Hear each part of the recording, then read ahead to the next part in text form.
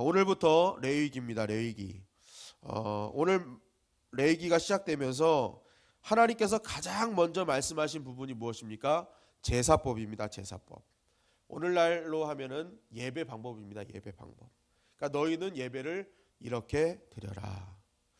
여러분, 우리가 레위기를 시작하면서 하나님께서 친히 이 제사법, 이 예배법에 대해서 가장 먼저 말씀하시는 장면을 보면서 아주 귀한 영적인 진리를 한 가지 깨닫게 됩니다.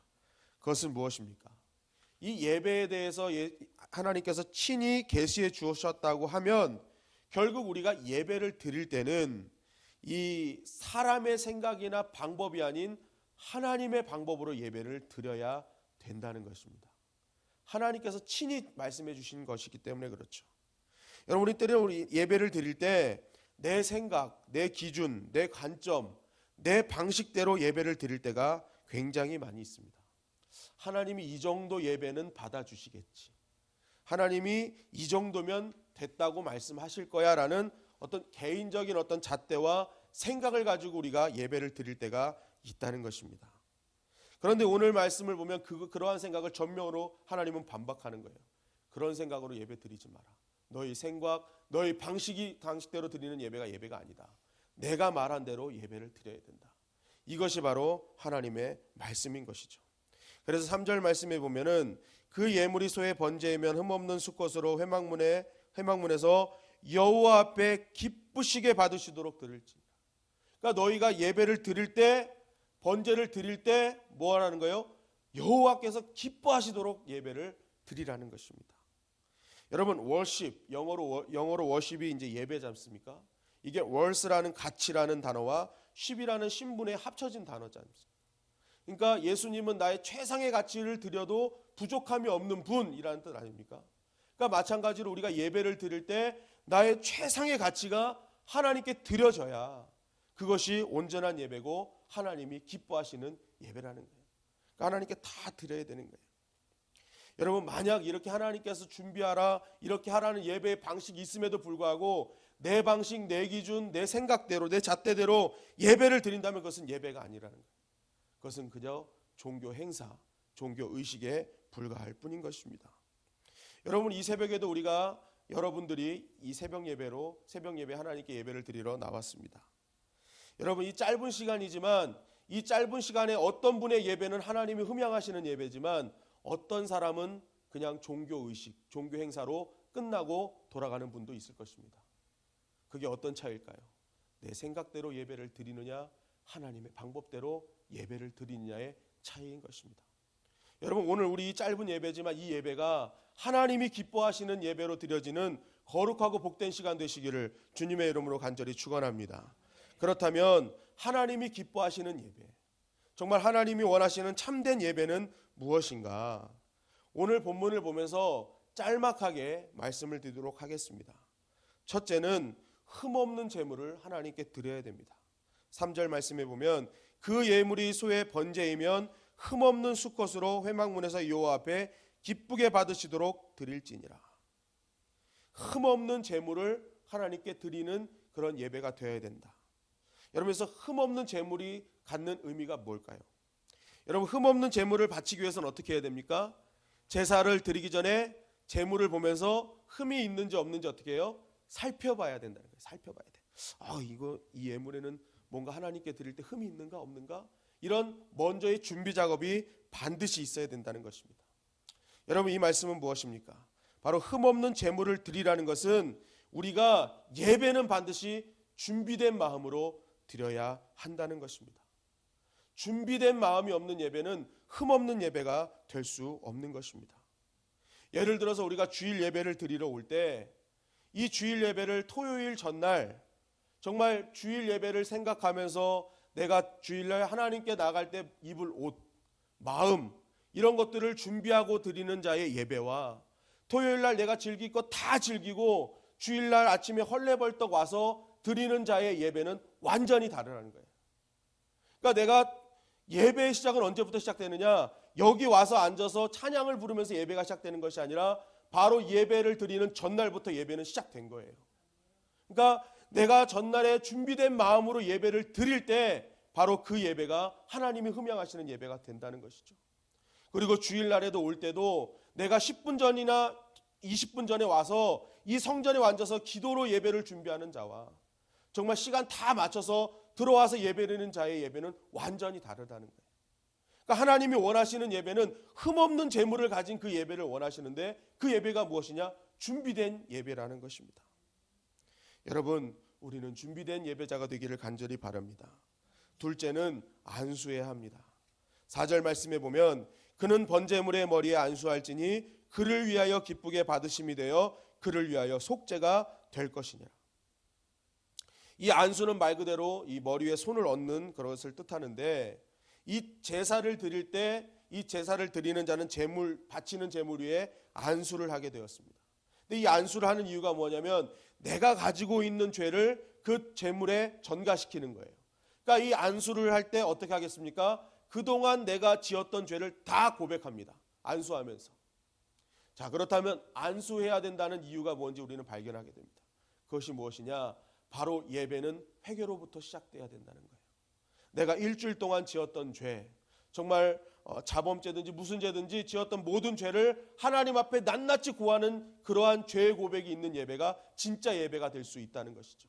내가 정말 나는 죄인입니다. 나는 정말 하나님 앞에 죽을 수밖에 없습니다. 그러나 이 죄를 고치실 분은, 회복시키실 분은, 치유하실 분은 오직 예수 그리스도밖에 없습니다. 당신의 십자가의 보혈밖에 없습니다는 이 진심의 고백을 담은 자의 예배가 진짜 예배라는 것입니다. 그러니까 오늘 이 안수한다는 것은 바로 이러는 것이죠. 예수 그리스도의 보혈만이 정말 나를 회복시키고 살리신다는 그 죄인의 고백이 진짜 예배의 조건이 될 수밖에 없는 것입니다. 여러분, 오늘날의 예배가 문제가 뭔지 아십니까? 의인의 예배가 너무 많다는 거예요. 의인의 예배. 예배를 드리면서 하나님의 말씀이 선포될 때 저거는 김집사가 들어야 돼. 저거는 오늘 같은 날 권집사가 꼭 왔어야 되는데. 여러분, 아니에요. 그 말씀이 나의 말씀이 되어야 되고 그 십자가가 내 십자가가 되어야 돼요. 그 예배가 진짜 하나님이 기뻐 받으시는 예배라는 것입니다. 셋째는 가죽을 벗겨야 되고 각을 떠야 되는 것이죠. 6절 말씀에 보니까 그는 또 그 번제물에 가죽을 벗기고 각을 뜰 것이요 라고 얘기하고 있습니다. 여러분, 가죽을 벗긴다는 것은 무슨 의미입니까? 민낯을 드러내라는 거예요. 쌩얼을 드러내라는 거예요. 갖고 있는 가면을 벗어버리라는 거예요. 하나님에 나올 때는 척하지 말라는 거예요.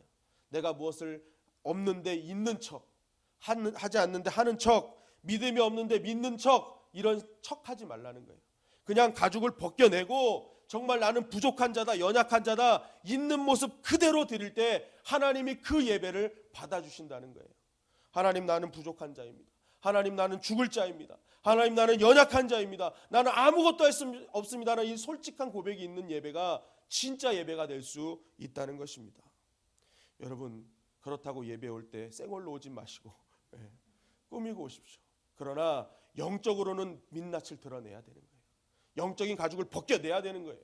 정말 나는 이러한 자입니다, 하나님 라고 고백할 수 있어야 되는 거예요. 그리고 또 무엇을 해야 됩니까? 각을 떠야 된다고 얘기하고 있습니다. 여러분, 우리가 유대인들의 제사에서 꼭 알아야 될 것은 각을 뜯는 것은 제사장의 몫이 아니었습니다. 제사장이 하는 일은 각 떠진 것을 그냥 하나님께 드리는 게 제사장의 몫이지 각을 뜨는 것은 이 제물을 바치는 자의 몫이었어요. 그러니까 머리를 잘라내고 다리를 잘라내고 몸통을 잘라내고 하는 이러한 모든 일들은 제물을 드리는 자가 하는 일입니다. 그럼 한번 생각해 보십시오. 이 제물을 드리는 자가 다리를 잘라내고 몸통에 다 분리해내고 머리를 잘라낼 때 어떤 생각으로 잘라냈겠습니까? 저는 그랬을 것 같아요. 하나님, 머리로 지었던 죄 용서하시고 내 다리로 지었던 죄 용서하시고 내 몸통으로 지었던 죄 용서하시고 내 오장육부로 지었던 죄 용서하시고 그러면서 정강이를 씻으면서 하나님, 이 다리, 앞으로 나의 다리는 이제는 죄의 다리로 사용받지 않고 하나님이 원하시는 대로 사용되는 사명의 다리 되게 해달라고 기도했을 것입니다. 즉, 각을 뜬다는 것은 바로 결단의 예배를 뜻하는 것이죠.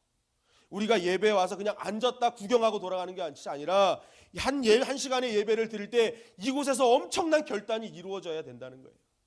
그동안 내가 손으로 내가 죄를 지었다면 이제는 이 손이 하나님 영혼을 살리는 예수님의 손 되게 하여 주시고, 내 머리로 지었던 모든 죄가 있다면 이제 나의 머리가, 나의 생각이 정말로 하나님이 기뻐하시는 생각을 하는 자가 되게 해달라고 하고, 내가 발로 지었던 모든 죄를 하나님 용서하여 주셔서 내가 정말 이제는 내가 가는 곳곳마다 하나님 나라가 되고 복음의 땅이 되는 역사가 일어나게 되려고 우리는 결단의 예배를 드려야 될 줄 믿습니다. 여러분, 왜 예수님이 가시 면류관을 쓰시고 손과 발에 못을 박히시고 옆구리에 창이 찔리셨는지 아십니까? 머리에 가시관이 쓰신 것은 내가 머리로 지은 죄를 용서하시기 위함이요, 내 손과 발에 못이 찔리신 것은 내 손과 발로 지었던 죄를 용서하시기 위함입니다. 내 자신의 옆구리에 창이 찔리신 것은 내 몸으로 지었던 모든 죄를 용서하시기 위해서 예수님은 친히 십자가에 달리시고 가시 면류관과 못을 박히신 거예요. 그러니까 우리가 여기 와서 그런 결단이 있으면 그 십자가의 은혜가 우리에게 임해서 우리는 다시 한번 결단하여 사명의 길을 갈 수 있는 것입니다. 여러분, 예배를 와서 구경하고 돌아가지 마시고 정말 말씀을 통해서 예배 곳곳마다 흘려지는 하나님의 은혜를 따라서 결단하고 돌아가는 우리 모두가 되기를 간절히 바랍니다. 이전에 내가 없었던 사명이 생기고, 이전에 내가 없었던 믿음이 생기고, 이전에 내가 없었던 은혜로 채워질 때 우리는 세상에 나가서 더욱더 강력한 하나님의 예배자로 쓰임받는 사명자로 살아가게 될 줄 믿습니다. 그리고 마지막으로는 예배를 마치고 돌아갈 때는 나는 완전히 없어지고 예수만 드러나야 되는 것입니다. 여러분, 오늘 말씀에 보니까 오늘 말씀에 대해서 어떤 제사에 대해서 설명하고 있어요? 번제에 대해서 말씀하고 있습니다. 이 번제는 한마디로 완전히 태운다는 거예요. 다 태워버린다는 거예요. 없어져 버린다는 것입니다. 그러니까 우리가 예배를 드리고 나서는 내가 완전히 태워져 없어져야 된다는 것이죠. 사무엘상 6장에 보면은 벳세메스로 가는 암소의 얘기가 나옵니다. 블레셋으로 법궤를 가지고 가는, 이스라엘 땅으로 가는 이 두 암소들에 대해서 나오는데, 이 암소들이 이스라엘 땅에 무사히 법궤를 가지고 들어간 뒤에 어떤 일이 벌어졌느냐는 성경이 이렇게 증거하고 있습니다. 사무엘상 6장 14절입니다. 수레가 벳세메스 사람 여호와의 밭 큰 돌이 있는 곳에 이르러 선지라, 무리가 수레의 나무를 패고 그 암소들을 번제물로 여호와께 드리고.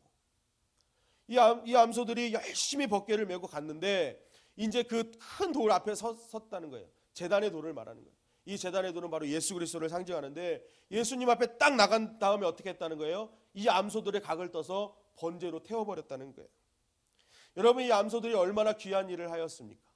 하나님의 말씀과 그 하나님의 임재의 상징인 법궤를 정말 열심히 끌고 간 그러한 어떤 공로를 인정받아야 될 소들입니다. 그런데 이 암소들은 그 모든 일을 완수했을 때 번제로 태워져 버렸습니다. 그리고 그 자리에는 어떻게 합니까? 법궤와 반석만 남았다는 거예요. 여러분, 이것이 왜 성경에 기록되었습니까? 이들이 짐승이지만 성경에 왜 기록되는 영광을 얻게 되었습니까? 그것은 다른 것이 아닙니다. 태워졌기 때문에 그렇습니다. 태워졌다는 것은 사명을 감당한 후에 어떻게 했어요? 자신이 없어졌다는 거예요. 얼마나 공로를 인정받고 싶었었겠습니까? 그러나 나는 오직 주님을 위해서 한 것이기 때문에 이것은 인정받을 필요가 없다, 괜찮다는 그러한 믿음의 고백이 바로 이곳에 있었던 거예요. 여러분, 오늘날 교회가 하나님의 영광이 가리우고 세상에 지탄받는 이유가 무엇입니까? 내가 고생했으니까 내가 영광을 받아야 된다는 그러한 마음들이 있기 때문에 그렇습니다. 신앙생활 10년, 20년 해도 계속 교회에 문제를 일으키고 분열을 일으키는 이유가 무엇입니까?